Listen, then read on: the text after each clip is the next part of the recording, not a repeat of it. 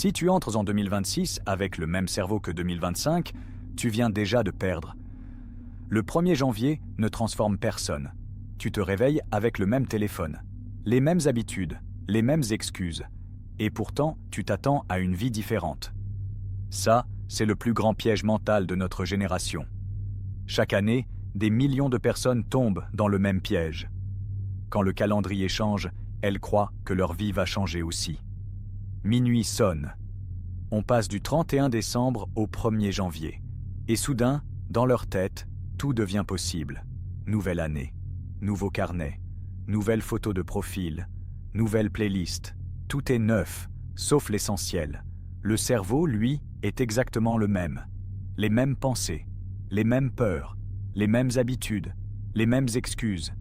Alors qu'est-ce qui se passe vraiment? Rien ne change. Les mêmes problèmes te suivent. Les mêmes erreurs se répètent. La même frustration revient, juste avec une date différente. C'est comme changer la coque de ton téléphone en pensant que l'appareil va devenir plus puissant. Tu peux mettre un nouvel écran, un nouveau fond d'écran, un nouveau look, mais si le système à l'intérieur est le même, les résultats seront les mêmes. Et voilà la vérité que peu de gens acceptent. 2026 n'a aucun pouvoir magique. L'année ne va pas te récompenser parce que tu as survécu à 2025. Le temps ne va pas t'offrir une nouvelle vie par gentillesse. Tu ne te réveilles pas le 1er janvier avec une version améliorée de toi-même. Il n'y a pas de mise à jour automatique de ta discipline, de ton courage ou de ta vision. Si tu penses comme avant, si tu réagis comme avant, si tu procrastines comme avant, alors tu vivras comme avant, même année. Même combat, même plafond. Changer l'année sans changer ton esprit, c'est comme espérer une nouvelle destination sans changer de direction. Et tant que ton mental reste bloqué dans l'ancien mode, 2026 ne sera qu'une répétition de 2025. En plus rapide. Et c'est exactement pour ça que chaque début d'année ressemble à une grande illusion collective. Si tu veux une preuve, regarde simplement les salles de sport. Début janvier, elles sont bondées. Des gens partout.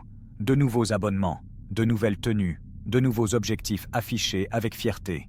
Tout le monde est motivé, tout le monde se sent prêt, tout le monde promet que cette année sera différente. Puis arrive février. Le parking se vide. Les tapis de course sont libres. Les promesses commencent à disparaître. En mars, il reste toujours les mêmes 5 personnes, les mêmes visages, ceux qui ne sont pas là pour une émotion, mais pour une transformation. Pourquoi ce scénario se répète-t-il chaque année? Parce que la majorité ne change pas de mentalité. Ils changent juste d'humeur. Ils misent tout sur la motivation. Et la motivation est une drogue. Elle te fait te sentir puissant pendant quelques jours, puis elle s'évapore. La motivation, c'est comme acheter des baskets de sport, les poser dans ton placard et croire que ton corps va changer tout seul. Ça donne l'impression de faire quelque chose. Mais en réalité, rien n'a commencé. Et ce n'est pas parce que les gens sont paresseux. C'est bien plus dangereux que ça. Ils sont prisonniers d'une idée. Je vais commencer quand je me sentirai prêt. Mais la vérité est simple. Personne ne se sent prêt. Jamais. Les gens qui réussissent ne se sentent pas plus confiants que toi. Ils ont juste compris une chose que les autres ignorent. L'action crée la confiance, pas l'inverse. Tu n'attends pas de te sentir fort pour t'entraîner. Tu t'entraînes pour devenir fort. Et tant que tu attends ce bon moment, tant que tu attends cette envie parfaite, tu restes bloqué dans la même version de toi-même. Même quand l'année, elle, a changé. C'est exactement comme on l'a dit au début. Changer le calendrier sans changer ton esprit ne produit rien. Et les salles de sport, chaque année, en sont la preuve silencieuse. Et c'est justement là que se crée la vraie séparation entre ceux qui rêvent et ceux qui gagnent. Pendant que la majorité attend de se sentir prête, une petite minorité agit même quand tout semble incertain. Regarde Elon Musk. Quand il a lancé SpaceX, ce n'était pas un succès. C'était un chaos. Des fusées qui explosaient en plein ciel, des milliards perdus, des journalistes qui se moquaient, des investisseurs qui partaient les uns après les autres. Pour le monde entier, il était fou. Pour les experts, c'était un échec annoncé. Mais lui ne cherchait pas à se sentir confiant. Il cherchait à avancer. S'il avait attendu que tout soit parfait, que les chiffres soient rassurants, que les médias l'applaudissent, SpaceX ne serait jamais né. Il a compris une vérité que peu de gens acceptent. La clarté vient après l'action, pas avant. Même histoire avec le colonel Sanders. Quand il a créé KFC, il n'était ni jeune, ni à la mode, ni soutenu par des investisseurs. Il était rejeté encore et encore. Des portes se fermaient. On lui disait que son idée ne marchait pas, que le marché était saturé, que son temps était passé. Il aurait pu dire « Je suis trop vieux, le monde a changé, ce n'est plus pour moi ». Mais il n'a pas changé de rêve, il a changé sa façon de penser, et c'est ça la clé.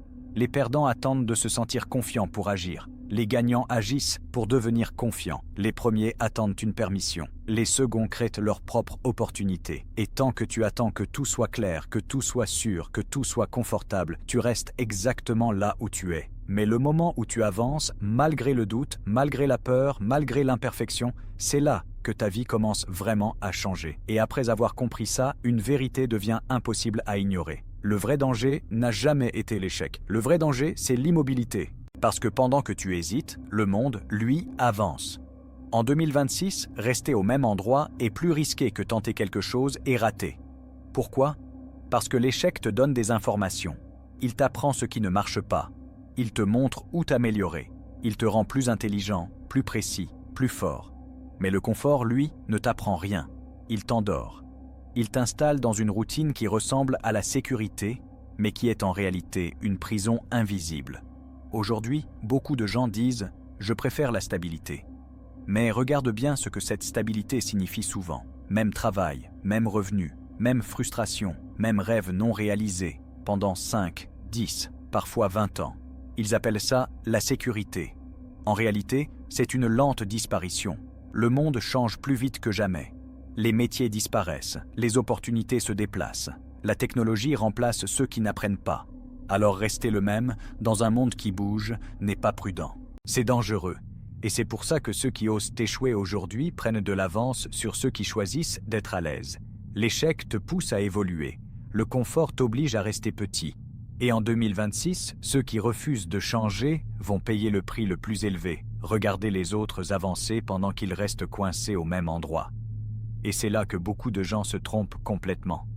Ils pensent que leur avenir dépend de leur diplôme, de leur poste, de leurs relations, de la chance. Mais la vraie racine de tout, c'est une seule chose, ta manière de penser. Parce que deux personnes peuvent avoir le même âge, le même salaire, le même environnement, et finir avec des vies totalement opposées. Pourquoi? À cause de ce qu'elles font avec leur esprit. Regarde Warren Buffett. Il n'est pas devenu l'un des hommes les plus riches du monde parce qu'il travaillait plus que tout le monde. Il est devenu riche parce qu'il pensait différemment. Pendant que la majorité cherchait le divertissement, lui cherchait la compréhension. Pendant que d'autres dépensaient pour impressionner, lui investissait pour construire. Il lisait pendant que les autres regardaient. Il analysait pendant que les autres consommaient. Il semait pendant que les autres gaspillaient. Et c'est là que la magie opère.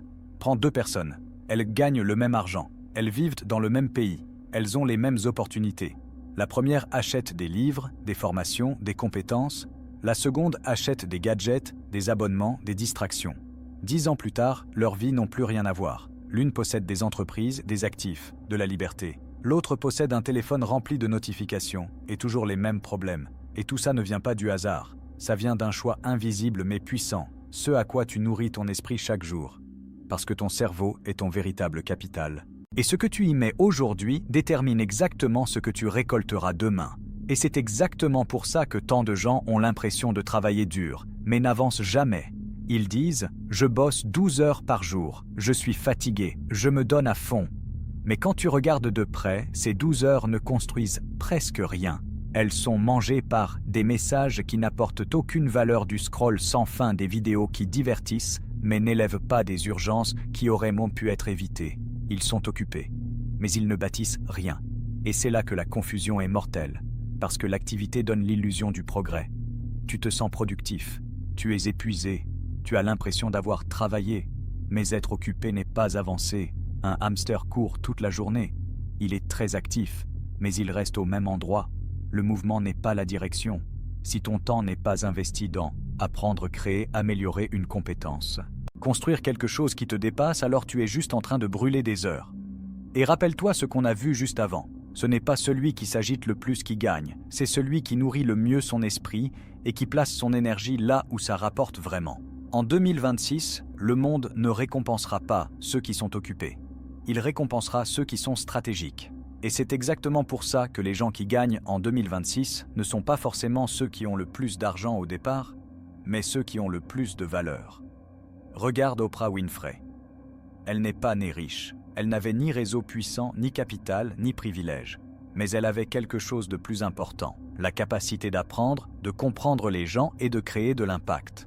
À chaque interview, à chaque émission, à chaque prise de risque, elle devenait plus précieuse. Et quand tu deviens précieux, l'argent vient tout seul. Même chose pour Michael Jordan. Il a été rejeté, mis de côté, considéré comme pas assez bon. Mais au lieu de se plaindre, il a travaillé ses compétences, son mental, sa vision du jeu. Il est devenu si fort, si rare, si exceptionnel, qu'il est devenu impossible à ignorer. Et voilà la règle que personne ne t'apprend à l'école.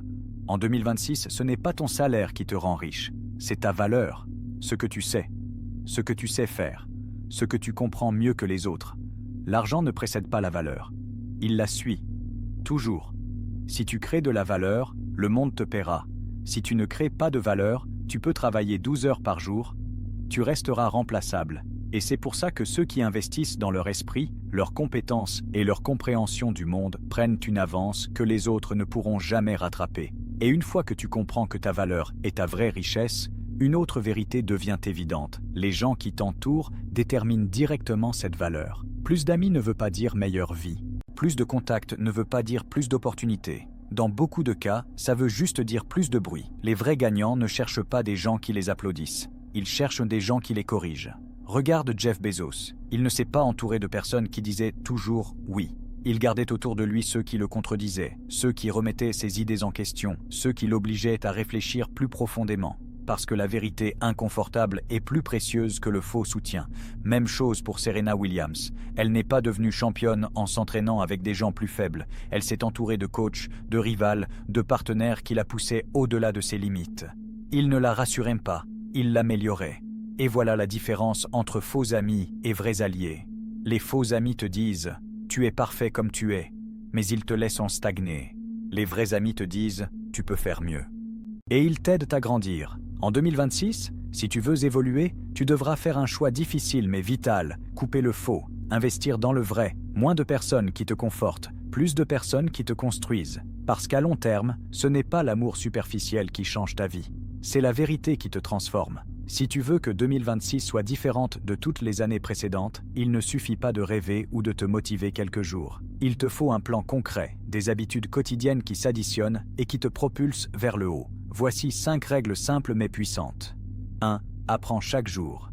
Pas besoin de passer des heures à l'université pour progresser. 30 minutes par jour d'apprentissage ciblé valent plus qu'un diplôme poussiéreux. Lis un chapitre de livre, écoute un podcast qui t'apporte de la compétence. Suis une formation courte. Chaque minute investie dans ton savoir, ton esprit ou tes compétences se cumule. Dans 12 mois, tu auras plus de connaissances que la majorité des gens qui croient à travailler dur. 2. Surveille ton argent comme ta batterie. Tu connais ce sentiment quand ton téléphone tombe à 10%? Panique. Traite ton argent de la même manière. Savoir exactement où va chaque euro, chaque dépense, chaque investissement. Si ton argent ne sert qu'à consommer ou à distraire, il ne grandira jamais. Mais si tu l'investis dans des compétences, des projets ou des relations de valeur, il devient un multiplicateur de ton avenir. 3. Choisis ton cercle. Ton entourage est ton moteur invisible. Tu es la moyenne des 5 personnes avec qui tu passes le plus de temps. Si elles sont ambitieuses, compétentes et te poussent à grandir, tu progresseras aussi. Si elles sont passives, critiques ou toxiques, elles t'entraînent vers le bas sans que tu t'en rendes compte. En 2026, être stratégique avec tes relations est plus important que n'importe quel diplôme ou revenu. 4. Agis même si c'est imparfait. Combien de fois as-tu attendu le bon moment ou la bonne motivation? Newsflash, le moment parfait n'existe pas. Les gagnants commencent même quand tout est bancal. Ils corrigent en avançant. Elon Musk ne lançait pas des fusées parfaites. Oprah n'a pas commencé avec des shows parfaits. L'action crée la confiance, l'attente la détruit. 5. Réfléchis chaque semaine. Le progrès n'est pas automatique. Chaque semaine, prends 10 minutes pour réfléchir. Qu'est-ce qui m'a fait avancer? Qu'est-ce qui m'a ralenti? Où ai-je perdu du temps inutilement? Cette simple pratique te donne de la clarté, te permet d'ajuster ta trajectoire et transforme de petits changements en résultats massifs sur 12 mois. Si tu appliques même une seule de ces règles chaque jour, à la fin de 2026, tu seras méconnaissable. Tes compétences auront explosé, ton mental sera aiguisé, tes relations seront stratégiques et ta vie aura changé de direction. pendant que les autres attendront encore janvier prochain pour se motiver. Et voilà un piège dans lequel tombe la majorité des gens, croire qu'il faut attendre le bon moment. Ils se disent « je commencerai lundi, je reprendrai le 15 janvier, je ferai ça quand j'aurai plus de motivation ». Mais le problème, c'est que ce moment parfait, il n'existe pas. C'est une illusion confortable qui te retient immobile. La vérité, c'est que le seul moment réel est maintenant. Le moment où tu lis ces mots. Le moment où tu décides de faire un pas, même petit, vers ton objectif. Chaque action que tu repousses à demain est une opportunité qui s'évapore. Le succès ne se construit pas en attendant les conditions idéales.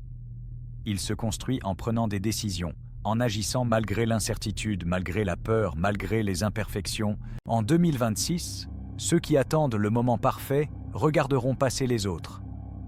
Ceux qui agissent maintenant créeront leur futur. Parce que la vérité est simple.